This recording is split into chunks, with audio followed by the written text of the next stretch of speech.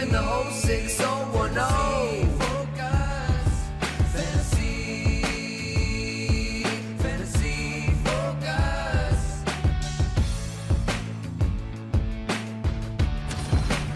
Hello and welcome into Fantasy Focus Football, presented by NFL Sunday Ticket on YouTube TV. My name is Daniel Dopp, joined by Stephania Bell and Yates, coming out of the last weekend that we have to breathe before football starts, and we are working 80 hours a week. Guys, I don't think about it that way because football is just fun. How pumped are you that we have football this week? Oh my God, I'm so excited. Like, I cannot wait for Thursday. We get it Thursday, Friday, Sunday. And of course, you know, for me, the creme de la creme is Monday Night Football kicking off with Of course. my 49ers, and they are feeling better Feeling as better. we enter the week. Absolutely. As Trent Williams is about to have a new deal in hand, to the extent that we discuss fantasy football offensive line implications, it certainly does not hurt Christian McCaffrey, who, by the way, is expected to return to practice today, according to our pal Adam Schefter. Yeah. Where's Damian Woody when you need him to talk about this Trent Williams? Chiming in on the Trent Williams news come Sunday morning at 10 a.m. Eastern time. That's right. All you need to know is that Brock Purdy this is huge for him. Great news. And that helps Brock to Brandon Ayuk and Brock to Debo and all of these. It helps Christian McCaffrey as well. So listen,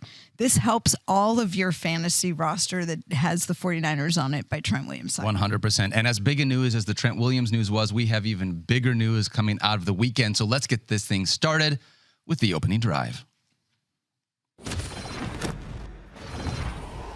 Yates, I've asked you a couple times about this Jahmyr Chase saga. If we had a panic meter that was green, yellow, or red, we kind of been hovering in the yellow area, maybe a little green once Zach Taylor came out and said he's going to play week one. Now, I'm starting to feel more panicked with him not suiting up at practice yesterday. It feels like there's a legitimate chance that we might not see Jahmyr Chase in week one.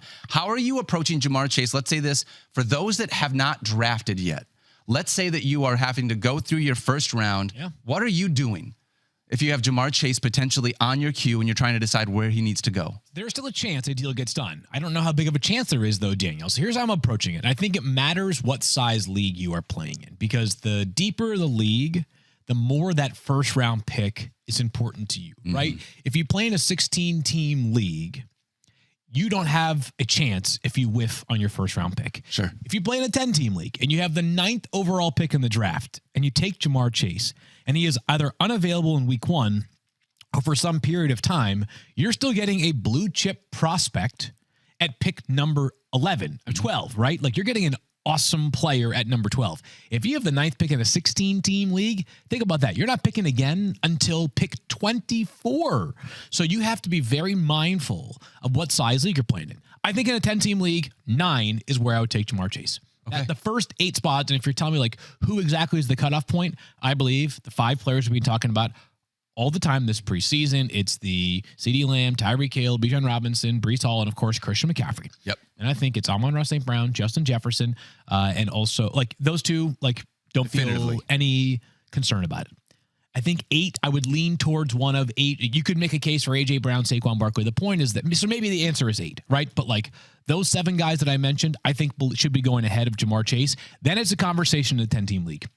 In a 12-team league, I think it's, a 16-team league, I think it's more like pick 13 or 14. You just can't afford to screw up that first round pick in a 16-team league and expect to have any chance of winning unless you absolutely crush pretty much the rest of your draft, which, as we know, it's harder to crush picks the further removed they are from pick number 1. Yeah, I'm facing a couple 16-team drafts tomorrow, and if there's no movement on this, he's not a pick I am taking. Do you mind where I ask you're at in those 2 leagues? I know in the War Room League. There I'm at 5, so that's easy. So that's around. He wasn't really a consideration. The other one I don't know yet, but I'm just saying blanket, like, he's not a choice, because I've done these 16-team leagues, and I know exactly what you're saying. You feel like every pick, especially in those first couple rounds, that's where your starters are, because then you're having to go huge depth. And what if he is willing to miss games, which it sounds like he is if this doesn't get resolved, so then you don't have him at all. B, we've talked about this before, the risk of these soft tissue injuries with guys who are not doing anything football related, and how quickly is he going to get acclimated to football and get ramp back up, and is he going to be thrust in and be the primary target right out of the gate? Do you really expect that for him not doing anything other than maybe one light practice that he was involved in? It's really... That's a tough investment. It's dicey. The last part I'll say about this is that while I do have Jahmyr Chase ahead of the likes of A.J. Brown, Puka Nacua, those type of wide receivers, there's no shame in taking one of those guys extremely early in your draft. So I think the answer in a 10-team league is around that 8 or 9 spot. But if you're picking 8 or 9 and you bypass Jahmyr Chase, I'm not going to say like a thing to you, right? No. I'm with you on that. Like my thought process was me personally, I'd rather go A.J. Brown, Puka Nacua, even Garrett Wilson or one of those top running backs. Good names, yeah. And then see if he makes it back to me at the top or middle of the second round.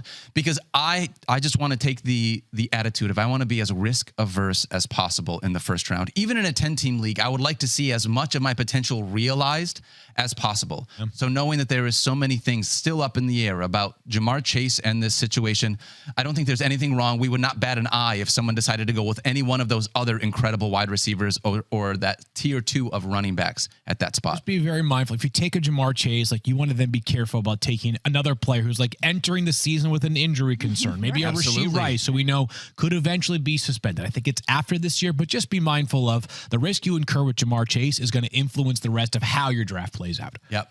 All right. We got so much more on this as the week moves on, but stick around. We got more coming up here on Fantasy Focus in just a minute.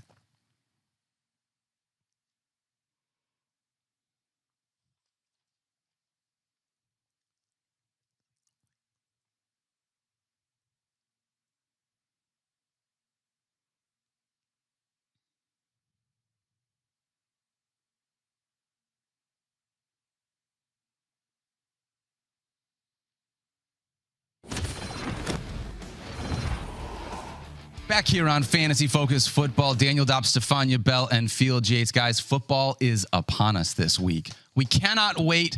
I want to mention this really quickly. We got a couple of awesome matchups that are coming up. First one, Thursday Night Football is going to be great. We're going to talk about Thursday Night Football here in just a little bit. Obviously, we have that Friday game in Brazil, which is going to be unbelievable. Sao Paulo, which is awesome. Paulo, I believe, right? Is it Paulo? Maybe you probably are better at it than I am. Stephania, you're the one that I always come to.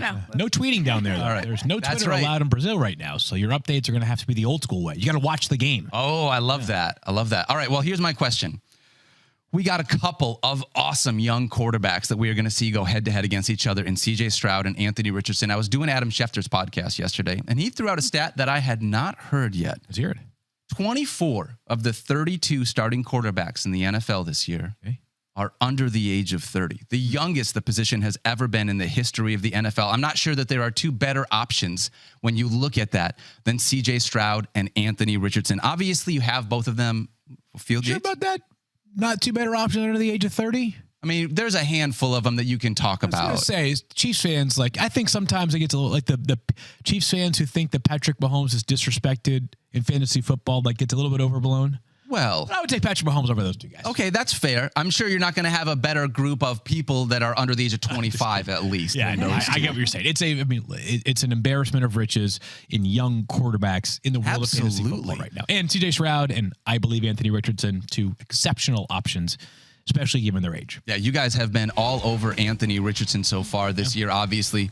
Here's my question for you before we talk about week one. What would C.J. Stroud need to do season long in order to overtake Anthony Richardson, assuming that he stays healthy all season? Is it just the rushing upside? Yeah, I think it's probably just doing what he did last year and adding a touch more rushing. People will recall this for those who watch Ohio State closely. Ohio State was very conservative with how much they allowed C.J. Stroud to rush, maybe in part because, while Ohio State's competing for championships, they also want to groom players to be highly drafted NFL prospects, and the more hits you take, ostensibly, the more likely you are to be at risk. His final game of his college career, he shredded a Kirby Smart-led defense in Georgia and also was a terrific runner in that game. Yeah. The Texans might let him cook a little bit more in that regard, but they have insulated against the need to do that with an awesome trio of wide receivers and the addition of Joe Mixon as well. Yeah. But I think it's so if CJ Stroud is a comparable passer to last year, which is good, I think he's going to need a lot of rushing upside. If he's a better passer than last year, which I think is very good or elite, and I get people saying like he was only a good passer last year, good relative to raw stats in fantasy. Yes. Like not totally ridiculously nuclear like Patrick Mahomes throwing for 50 times. He was an amazing player, but for fantasy football, he was more good than he was very good, not elite. This year, he can level up by either becoming that elite passer, which I think is very much in that tool bag, or if he sprinkles in like 3 or 4 rushing touchdowns, that could be enough to push him into that like unquestioned tier 1 of fantasy quarterbacks. Yeah, and it's basically the opposite for Anthony Richardson. We know what he can do with his legs, but we need to see what can he do with his arm to be able. Last year, I think we talked about it. Justin Fields was the lowest ranked quarterback that still had over 500 yards rushing. I think he finished as QB 12 last season.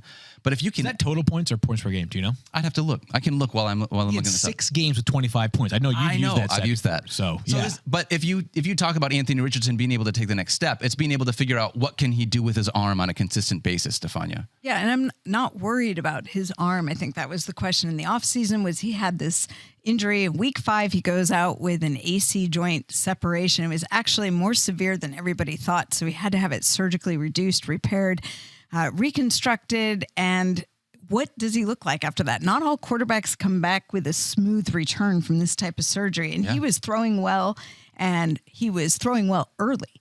And I think some people were concerned in OTAs. There was a little bit of arm soreness, but this is also normal coming. I know. And they were actually being smart about it. Like, I don't want them making him throw a ton in spring OTAs. And now, I mean, he can make every throw. There's not a limitation on him. This is really just about him evolving in the second year. We only got 5 games and not even 5 full games because of he had the concussion and then, this part of the game that he left early. So I think we are just starting to see what Anthony Richardson can be. As far as availability is concerned, beat reporters are incredible. They're tabulating quarterback stats during practices. How about this one? How many snaps, and he's a backup quarterback, so obviously the number is low. How many snaps did Joe Flacco take, the number 2 quarterback, with the Colts starting offense this summer? 17. That was a guess. I can't. 0.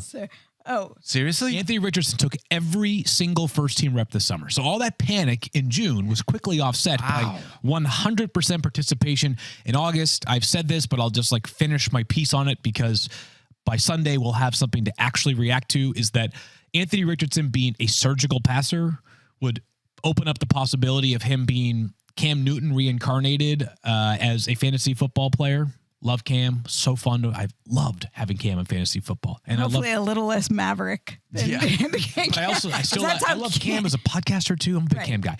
The point is that he doesn't need to be a supernova passer to be an elite fantasy player. I'm telling you, just go look at the first season as Jalen Hurts as a starting quarterback in Philadelphia. If you get about that, the floor for Anthony Richardson, assuming he stays healthy, which everybody has to stay healthy, is 20 fantasy points a game.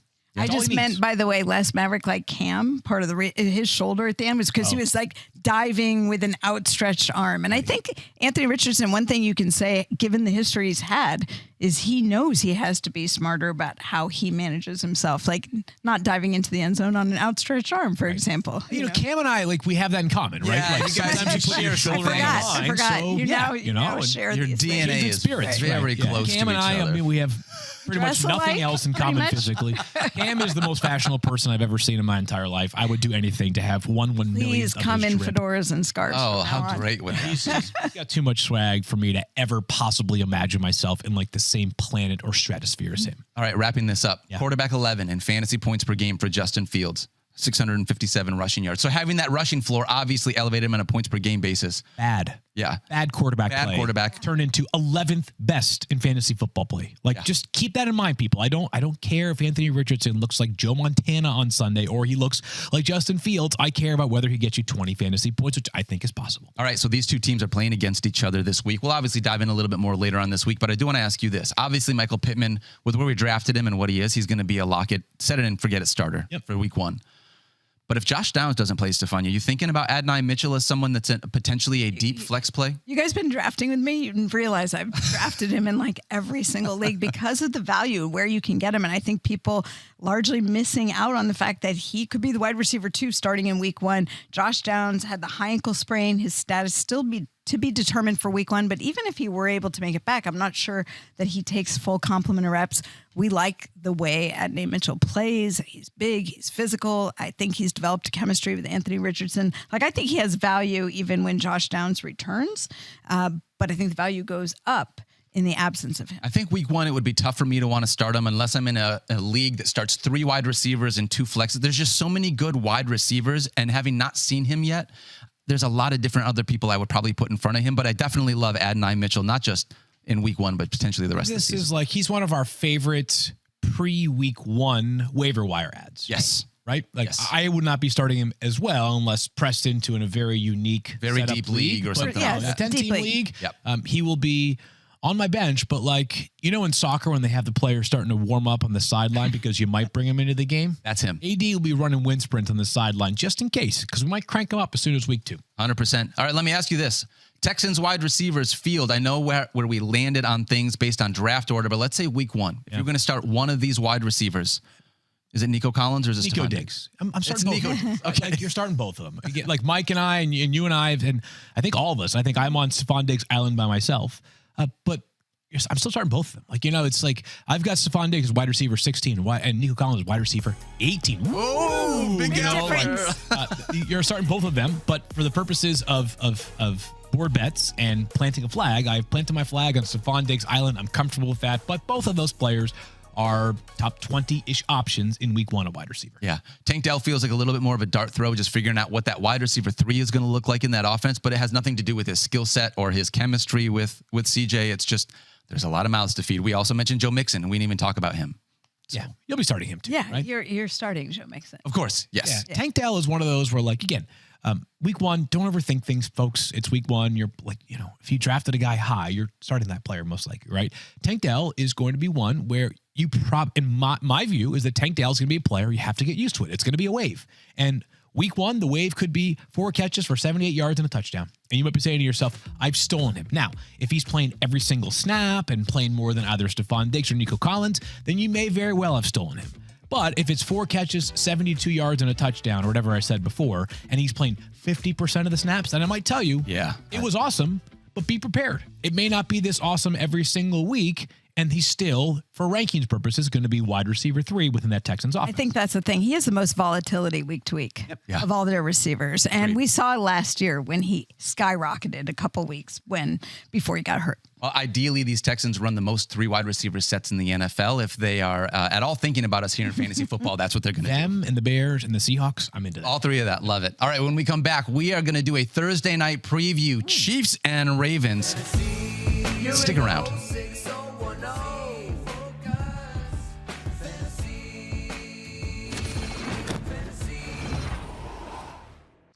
All right, guys, Thursday night preview. Kansas City Chiefs, Baltimore Ravens, game 1 of the slate. Honestly, that sounds good. First game of the season being Chiefs-Ravens is a pretty great matchup, honestly. Tasty right there.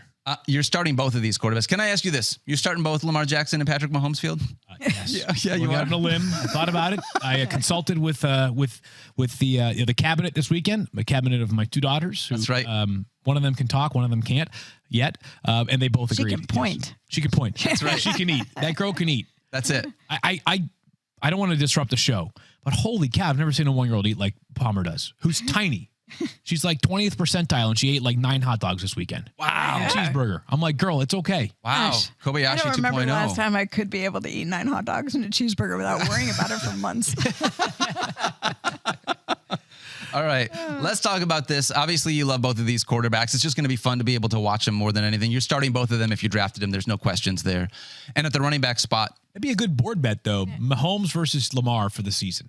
You want to talk about it? I mean, I don't have a strong stance, but that would be a good, like, if your friends do board bets, or if you found a very staunch Lamar advocate and a very staunch Mahomes advocate, that could be a good board bet. I think if you were to ask me which player has a better chance of QB1 finish, I think it's Patrick Mahomes. But if you talk about like the ceiling potentially being higher, I think it's Lamar Jackson. Okay, so I think that's where. All right, so that we could just do this for fun. I like it. Do it. Do it, son. You guys got a board bet here. All right, so are we doing like who finishes better? I said Chiefs beat my 49ers in this particularly big game last year, so I'm ready. I'm going to take somebody else. Defend the den here. So basically, it's just who has more fantasy points this season? In week 1. Week 1 or the season? Week 1. Oh, no, you got to do the season. The season, okay. yeah. All right. Yeah, season-long board bet. Track this one. I think Keith usually tracks these. Yeah. I say Patrick Mahomes outscores Lamar Jackson in fantasy football this season.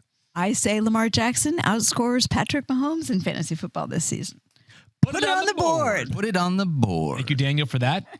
Good one there. I like our board bets going into this year. Like, I think there are some good ones. They're fun. Like, they're like legitimately could take all year to Yeah, pay it's out. weird. The only ones that have stakes are the ones that I win, and if I win, I get a stake specifically like that. from Mike. So Like that. it's weird. All the ones that will end up losing. We've decided they're friendlies, They're just right? yeah. Yeah. No So I don't know how that was agreed to, but I appreciate you guys being so generous in doing so. We'll rethink that. Let me talk about some running backs because I think this is an interesting conversation. Isaiah Pacheco and Derrick Henry were basically drafted right next to each other. Now heading into week one, Stephania, if you had to choose or if you were going to say, I think one of these running backs is going to look better in this game, would you take Isaiah Pacheco or would you take Derrick Henry here? Well, I think most people know that I'm on the Derrick Henry train. He is a train. Yes, he is. That's fair. I really think Derrick Henry is going to have a season to remember. And I think that the Ravens brought him in for that purpose. I think he is a goal line threat, much more so than Isaiah Pacheco. I think that just having him and Lamar Jackson as the two guys you really have to pay attention to for the run, who are very, very different. And, that I think opens up the possibility for Derrick Henry that he never really had in Tennessee when all eyes were on him and when he was touching the ball so much more. I mean, he was responsible for such a high percentage of the team touches, 41.2%. His percentage of team touches, that ranked second in the NFL. league. Right. Yeah. So I think he can do more with less in this offense. And I just, Isaiah Pacheco, we know how he runs. He runs like a man on fire. Like I just love watching him run, but I don't think his utilization in this offense will be quite the same. Interesting. All right. I've got Derrick Henry at 8.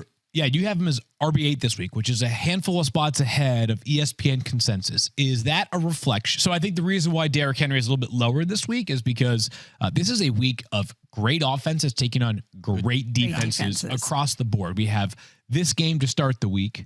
We have the 49ers and Jets on Monday Night Football to conclude the week with two, I think, possibly very good defenses in Philadelphia and Green Bay. Standalone Friday night game. Like the Cowboys and the Browns play each other. Like a lot of heavyweight matchups. No surprise the NFL is coming out strong with some of these games in week one. So Henry being a little bit lower is more reflective of the fact he's playing the Chiefs. You are saying I'm standing my ground. I've got him as running back 8. I drafted a guy where I think that he is going to be most all season long. The idea of having Derrick Henry outside of the top 10 in this Ravens offense just didn't make sense to me. Just week one, yeah. So I want to say, even though I haven't seen it yet because we haven't seen the Ravens off the real number one offense, there's a part of this that's just, I want to see Derrick Henry unleashed, and I think that they are going to utilize him to his full potential here in week one. Yeah, fair. Just while we're talking running backs real quick, Clyde Edwards-Helaire for the Chiefs placed on the NFI list will miss at least the first 4 games. Samaje Perine, new addition to the Chiefs and could end up being the Isaiah Pacheco backup. So something to think about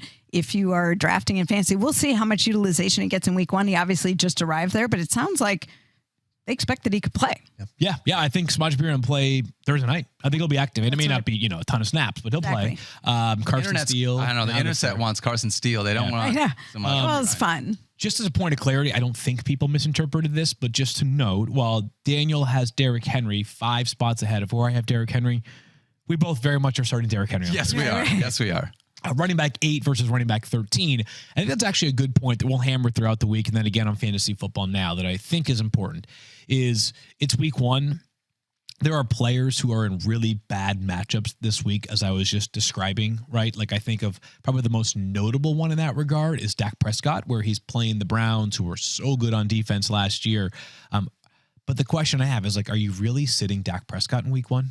Like if you drafted a second quarterback that is an established player in a good matchup, and you're like, I just don't buy that the Broncos can hold down Geno Smith, I'm going to play him over Dak this week, I would maybe entertain it. But generally speaking, I am playing the players that I intended to have my starters in week one. There's so much variance year to year in the NFL that I'm okay with having a 1-week grace period for my players to see just how good they actually are, as opposed to how good I thought they were coming into the season. Let's think about this scenario. Cleveland offense. We haven't seen a lot of them. What if they struggle? Defense gets fatigued. Dak starts taking advantage of them. You overthought it and benched Dak Prescott. But now all of a sudden, Dak's going to town on a Cleveland defense. Like these are all scenarios that could happen. I would not be benching him either. Absent you making plans in your draft specifically to sub out a player because you hated his matchup in week one, I would not be taking a player out. I agree. And which is why we also have Isaiah Pacheco as a locked-in running back starter for this week as well. We'll talk about this more, but like Mike has Dak quite a bit lower in the projections than I have in my rankings. Like I said, am I going to have Dak 5th? No. but he's going to be a lot closer to 10 than he is 20. And I believe the projections had him down at like 18th amongst quarterbacks. Very low based on that. A lot of respect for that Browns defense Mike gave him. All right, let's talk more about this game. Pass catchers. Yeah. How about Zay Flowers? We're trying to figure out what Zay Flowers can look like coming off of a last year. I mean, he was great as a rookie. We really saw him come alive, especially in the second half of the season. Field, is he locked in as a starter, or is the wide receiver position just so deep that he's one of those guys you have to make a decision on in week one? Yeah, to me, he's a lock-in starter for a few reasons. First of all, he's the number one wide receiver in this offense. He's a very, very talented player. He was a top 22 pick just last season. He had this incredible year by Ravens receiver standards in the Lamar Jackson era, which haven't been great, but there's belief and hope that this could become the best wide receiver Lamar Jackson has played with by far in his career, relatively early on in Zay Flowers' career. And then keep in mind this factor that, and I'm not trying to steal Mike's thunder, but I don't think we'll cover this prior to Thursday because we normally are on to other topics, is there is no more L'Jarius Sneed in Kansas City, which I don't know that he would have shadowed Zay Flowers, but he was shadowing everybody and their sister last year. So the idea of a number one wide receiver who might play a decent number of snaps from the slot, drawing a L'Jarius Sneed shadow, should not have been overlooked. You guys probably remember the famous run that he went on last year of just basically shutting down all pro wide receivers left and right. Yep. Chiefs are going to be fine defensively. They're going to be excellent defensively again this year. Trent McDuffie is a first-team All-Pro who may end up following Zay Flowers a little bit. Or the Chiefs may say, we're not shadowing anymore. That's a boost for Zay Flowers. He's my wide receiver 21 this week. You have him as wide receiver 19. No reason not to start him in my estimation when I think about it. But what about Chiefs wide receivers, Stephania? I think the big question that everybody has is Rashee Rice, because he fell down draft boards so far, and at the end of this draft season, he started to vault back up draft boards based on ADP, a lot of the conversations that we had. I think it's all based around one thing, right? It was a question of his status and his availability. Yeah. And Field has spoken to it multiple times and probably can address it one more time for the masses. But I think what happened was at the start, we saw everybody was concerned. So everybody was shying away from Rashee Rice. And then, by the way, if you were watching preseason, like to me, it was Patrick Mahomes to Rice, Mahomes to Rice, Mahomes to Rice. Like clearly that's his preferred targets, his number one target on that offense. And we were getting the vibe that maybe if there is a punishment that happens, it would not happen until at least later in the season. So why wouldn't you want that value up front? Is that fair to say? I would say everything you just said, agree. So co-sign. As a part of that, too, we're not going to see Hollywood Brown, who's someone they brought in to be a part of this offense. It doesn't seem like we will see. Well, right, not practicing to start the week. And the expectation already was that he would not be available for this game. So stay tuned because this is a 4 to 6 week injury when we see it off. You know, it's not an injury that happens that often in the first place, but it sounds like maybe week 2 or 3 could be in play. We'll have to see when he gets cleared for contact. So then the only big change between last year, like the last game that they played last year and this year with their starters, is they've got a guy named Xavier who ran a 4.21 40 Field. Yeah. What are you doing with him? This super exciting rookie here in week 1. Maybe I'm just, I'm too busy thinking about the champs. That I am sort of all in on all the wide receivers this week. I guess all is not the right word for Xavier Worthy, because I have Rashee Rice as wide receiver 18 this week, which is 7 spots ahead of you and 9 ahead of Mike as well. So I'm more optimistic on Rice, but I also have Xavier Worthy inside my top 40. And I'm just going to say this. I think that we need to be very careful in terms of like always chasing narratives. But if you don't believe that at some point on Thursday night, Andy Reid plans to uncork one to Xavier Worthy, you have not been paying attention. At least one, yeah. And the Chiefs traded up with a team who they have been like the dragon to, the Buffalo Bills. Who needed the wide receiver desperately to get Xavier Worthy, the fastest player in the history of the combine, as Daniel just noted. Would you be stunned, if the Chiefs open the game Thursday night with like a run to Isaiah Pacheco that gets 7 yards? So you're setting up 2nd and 3, kind of a play where you can get aggressive or you can just try to get the first down. And they say, you know what, let's go for it all. Bomb to Xavier Worthy. Wouldn't surprise me if they take a deep shot or several deep shots early and throughout the night. So not a 10-team league starter for me, but if the story of the night when we go to bed after the game is Xavier Worthy exploded onto the scene, none of us should be shocked. I was going to say, this feels like if you told me that he had a Sammy Watkins type week 1 just right out of the gate. Ain't homage to Sammy. Wow, week 1 king. Nice throwback reference there. Well done. I love it. I think that would be fantastic. I am with you, though. If I had to choose someone to start, like Xavier Worthy, unfortunately, just because of the uncertainty, he's a little outside in a 10-team league. Yeah. He's not someone that I am starting. In a deeper league, I'm very good with it. But he might have 4 targets, too. Like, they might all be 60-yard targets, but... Correct. Yeah. And obviously, you're starting both Mark Andrews and Travis Kelce. Did you see Mark Andrews practicing? I was just going to say, he had a car accident that was pretty serious, and I think it just kind of went under the radar because no injury reports and so forth, but he came back and talked about how it was scary, but he's back, he's practicing, and expects to play week 1, Thursday Love night. that. You guys take it? I'm going to take the Ravens. Oh, that's fun. That is spicy. I'm just going to take the Ravens just because. Yeah. You know? Love it, Stephania. I'm taking the Chiefs. Someone's Going on a gotta limb do it. here. Yeah. I'm taking the Chiefs. And by the way, we are doing a Playing- fantasy-focused it's an Pigskin emotional Pick'em play. League. Yeah, I get it. I get it. Pigskin Pick'em League is back this year. And I want you guys to come after me because I'm winning the whole thing. So good luck to you. Okay. Yeah, we'll have more information on how you We'll can talk about join that on Friday tomorrow. after the Ravens beat the Chiefs. Yay! Love that. Love that. All right, we'll be back here on Fantasy Focus in just a minute. Fantasy, you're in the 06010.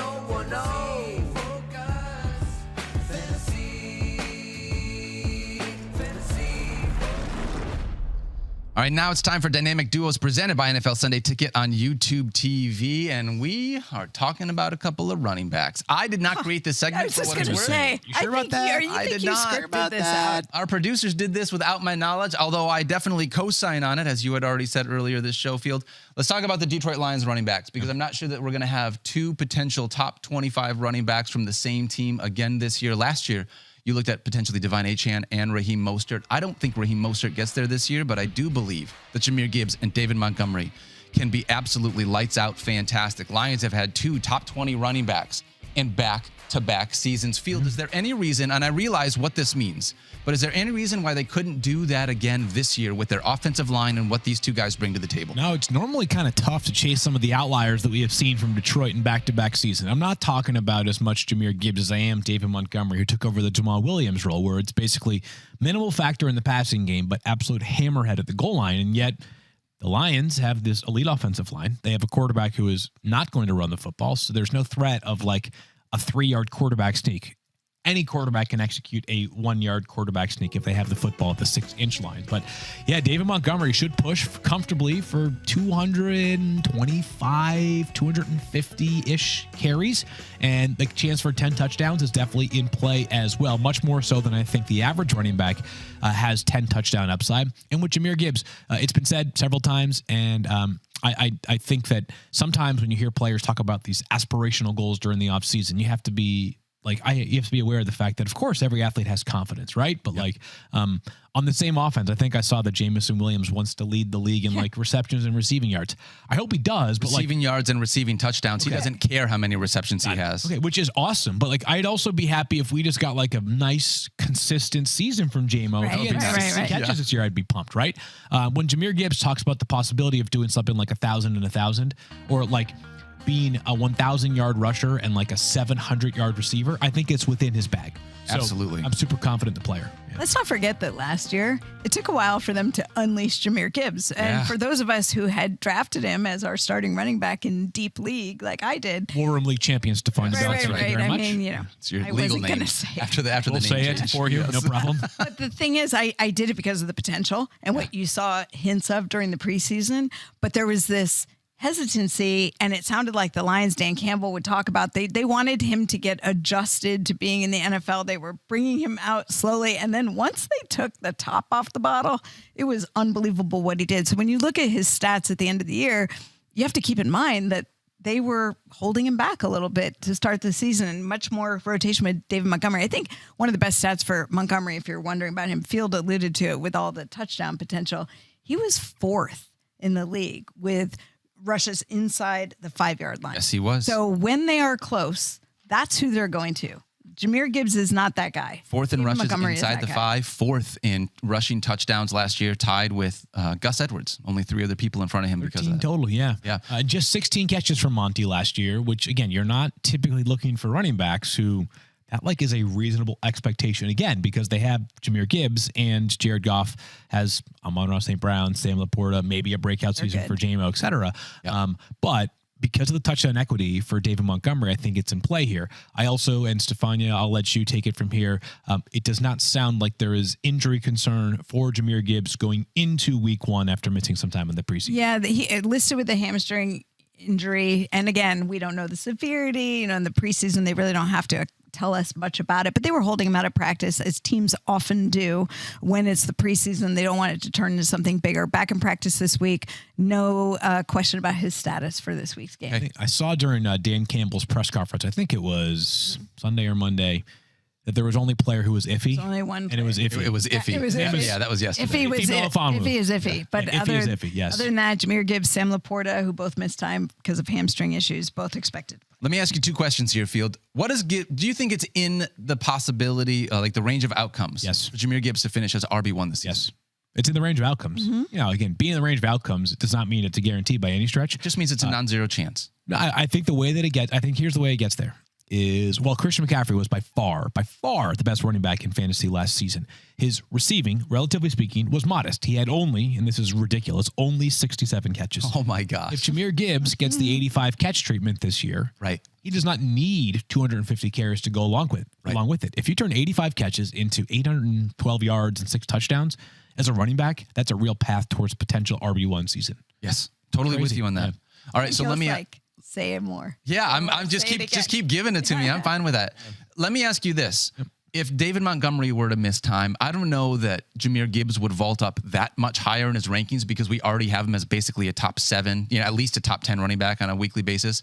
Yeah. If Jahmyr Gibbs misses time, David Montgomery all of a sudden becomes what? A top 12 guy? Yeah, so they're around that top 12 mark. So you think about like guys like Travis Etienne, like Isaiah Pacheco, Derrick Henry, Josh Jacobs. Like that's about the range I think you get to for David Montgomery.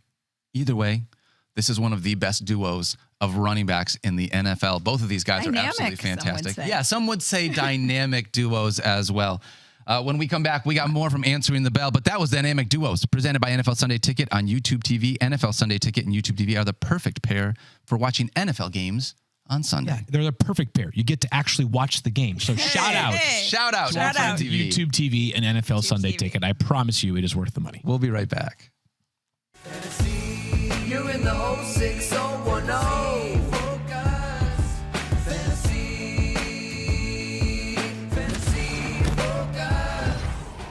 All right, back with a little Answering the Bell. Daniel Dopp, Stephania Bell, and Field Yates. Stephania. Edit the bell. I want to start. Oh, that's where it came from. I've been wondering. I know. I missed the bell. It's somewhere around here. I see it all the way at the Arrowhead. Yeah. Or are we not? Yeah. You're right. We did have a game at Arrowhead. All right. I want to ask you this question really quickly before we get into actual injuries. Field, this might be as much of a you thing as it is a Stephania thing. Actual? They're pretend? Well, sort of. It's not really pretend, but I've been getting just so many tweets about why is CeeDee Lamb out? Why is there a big O next to CeeDee Lamb's name? Field, he's not hurt as far as we know, and people are angry about the fact that others in their league can put CeeDee Lamb on the IR, but there is a reason why he is listed as out on the ESPN game. And as a matter of fact, he's also projecting for a 0. So if you go to your score right now, in your league, your week 1 projection, you have CD, you're not going to have his points included. But if you see his player capsule, you're going to see a week 1 projection. Here's the reason why. I'll be very quick. The Cowboys put CeeDee Lamb on the reserve, did not report list when he did not show up because of his contract. Once the contract was done, the Cowboys were granted a 2-game exemption for CeeDee Lamb, which means that they actually have 2 weeks for CeeDee Lamb to be moved from the commissioner's exempt list to the 53-man roster. They're going to do this before Sunday. They might wait all the way until Saturday. They might do it by the time you guys are listening to the show right now. Fear not, 0 concerns whatsoever. CeeDee Lamb is playing in week 1. It may not be a great matchup against the Browns, but you are playing CeeDee Lamb, and you are doing so very gleefully. And if the NFL has someone listed with a specific designation, we as ESPN do not just willy-nilly change that designation. We outsource all of our designations to RotoWire. So if it's a Q there, it's a Q here, D there for doubtful, D here, right, et cetera, et cetera. So, yes, you are fine. If you see CeeDee Lamb with an O, you're fine. Don't panic. Yeah, yes. He will be good to go week 1. All right, Stephania. So let's talk about a couple of injuries that we just need to keep an eye on. Obviously, we'll talk about these more as we move through the week, but a couple of guys we just want to make sure that people have some good information on moving through this week. Yeah, Sam Laporta I already referenced. Obviously, tight end for Detroit, had a hamstring injury, but is expected to play back in practice this week. Jaylen Warren, running back for the Pittsburgh Steelers, had a hamstring injury that initially sounded like it could be more substantial. And then we got some reporting that there was optimism he could be available to play week one. Brooke Pryor, who covers the team for us, noted that he was back in individual drills this week doing special teams work on Monday. Is expected to join the team periods on Wednesday. And that he said, that's Jaylen Warren said, he will be good to go on Sunday. So take it from the player. He's expecting to play. And then a couple Miami Dolphins who might be on your draft list. Jalen Waddle, Tyreek Hill. You've heard of them. Yeah. Tyreek Hill had a thumb/hand issue that kept him out for a bit. He was back in practice Monday, and he said he's 100% healthy. So again, Tyreek Hill expecting to play. Jalen Waddle, undisclosed. I think people were getting nervous about this one because Jalen Waddle does get banged up a lot. And I think for that reason, very physical player, they wanted to limit his exposure during practice. They didn't talk about what it was that had him out, but he was back in practice on Monday. He had a non-contact jersey last week. Doesn't sound like that's a thing anymore. So when the injury reports start to come out with practice injury reports this week, there will be forced designations for these players, but it sounds like Dolphins will have both Tyreek Hill and Jalen Waddle, not to worry. All right. Oh, we'd love to hear that. Hopefully both of them are out there because if you drafted them very high, expecting both of them to be able to play week one. I want to ask you this question, Stephania, and I don't know if you're going to be able to quantify this for me or not, but it feels like this year we saw so many teams not play any of their starters through the entire preseason. I know both the Lions and the Rams didn't have basically anyone out there. The entire preseason, anyone that's going to start. Does that give you any worry when you talk about ramping up to game speed, or are these teams doing enough to simulate in practice that we don't need to worry about the fact that we didn't actually see them in a preseason game? It's so interesting. Cut to another whole pod that we need to talk about how different teams strategize. For example, Steelers have brought in new staff who have changed the warm-up program so that certain groupings are doing different warm-ups versus a whole team stretch. Okay. Excuse me, that's a Green Bay Packers I meant.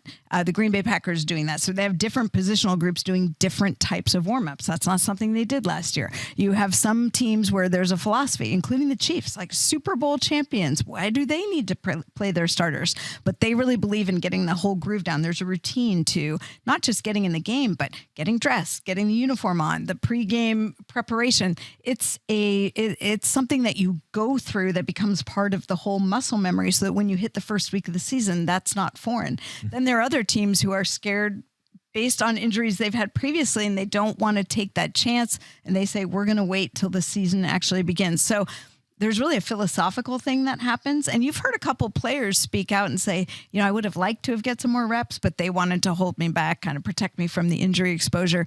It's all over the map. I will say this. Every player you talk to, and I was listening to some of our colleagues on Get Up this morning who are former NFL players who talk about when you are without the pads, you put the pads on, you take the hits. It's different. They were talking about CeeDee Lamb. Like, it's going to feel different when you take that first contact. And there is some adjustment to that. Veterans tend to be more familiar with it, don't need it as much. But the younger players, that can be a big adjustment. Yeah, I thought that was a very interesting just seeing. It felt like so many teams didn't even put their starters out there at once this preseason, which hopefully we don't have any problems with that. A few years from now, when there is no preseason, we won't have to worry about that sort of thing. That's true.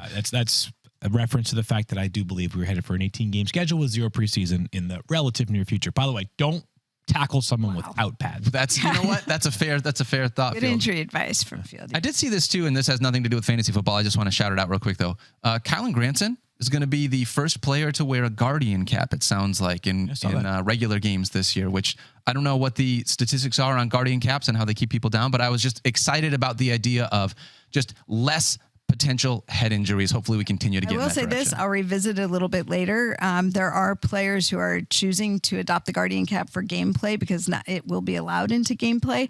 And we may see more players doing it, but we also have learned that the position-specific helmets, there are more of those being adopted. I believe it's 200 players now adopting position-specific helmets. So for quarterbacks, you'll see a helmet with more padding in the back. For linemen, more padding at the crown of the head where they tend to take the hits. And so in some cases, the position-specific helmet is replacing the Guardian cap option for certain players. Other players choosing to go with the Guardian cap option. They've made a little skin Guardian cap has so they can put the logo of the team over the Guardian cap so it looks a little bit more like a traditional helmet. I love that. I also loved his reasoning because he was like, people also used to think think that seatbelts were stupid. But you know what? Hey, they saved lives. So. The players really taking ownership of their safety and health more, and I love seeing that. Field, let me ask you this question. This has nothing to do with fantasy football, but it is, well, I shouldn't say nothing to do with fantasy football. Nothing to do with on the field or fantasy football, but we've got a veterans league. In fact, we've got a bunch of veterans league. How many different leagues? 26, if my math is correct. Not much of a math guy, but yes, 26, 16-team leagues. The commissioner of each of those leagues will be somebody from our team here at ESPN Fantasy. Yep. Hundreds of you, literally hundreds of you submitted an application to be a part of it. Many of those applications, if not most of them, were accepted, and we are doing our best to expand this thing every single year. So we hope if you didn't make it this year, come back for more next year. If you're in, congratulations. There are 3 people who have not yet accepted an invite from my league, and we draft in 9 hours. So please accept that invitation. That will be a problem if we don't have a full league. Moreover, 26 leagues, 3 teams of the 6 team in each league make the playoffs. Right. Then we're going tournament style. Ooh. So again, math, not my strong suit, but before the podcast, 78 was the number. So 78-ish teams will make this big tournament at the end of the season. And just one person will be named the winner of the 2024 Veterans League. And we're going to pay this thing off much better than we did last season. So cannot wait for what's ahead. I got to tell you, very competitive league. Very competitive. People in my league pretty much crush me. Oh, yeah. Yes. I'm taking Jake Bates in the first round. You know what? I appreciate that, Field. I appreciate it. One of my favorite Jake Bates in the first round. Maybe Brandon Aubrey in the second round. I've taken him in the first round so many times. You got to diversify the portfolio. That's what you got to do. Different Jakes. One of the best leagues that we do all year long, one of the most important and special leagues that we do, in spite of all the other leagues that we're in, being able to do this with veterans is absolutely a ton of fun. And it's a great way, at least for me, to be able to connect with people that oftentimes are in a different spot than we are, obviously. Really? So it's very, very cool to be able to do this. All right. Thank you guys so much for hanging out with us. We're going to have football very shortly. We're going to have Thursday night football. We're going to have Friday night football like we talked about. I cannot wait to be able to be here. Thursday, Friday, Sunday, Monday. I'm just we're ready. I'm ready for it. All right. That's going to do it for us. Daniel Dopp, Stephania Bell, and Field Yates. We love you guys so much. Don't forget to love each other. Be kind to yourself. And thank you so much for watching Fantasy Focus Football, presented by NFL Sunday Ticket on YouTube TV. We will be back tomorrow talking rankings, Week 1 rankings. Going to be available on ESPN.com shortly, if not right now, and they are available in the ESPN app, so you can go check it out whenever you're ready. We love you guys. We'll see you tomorrow. Later.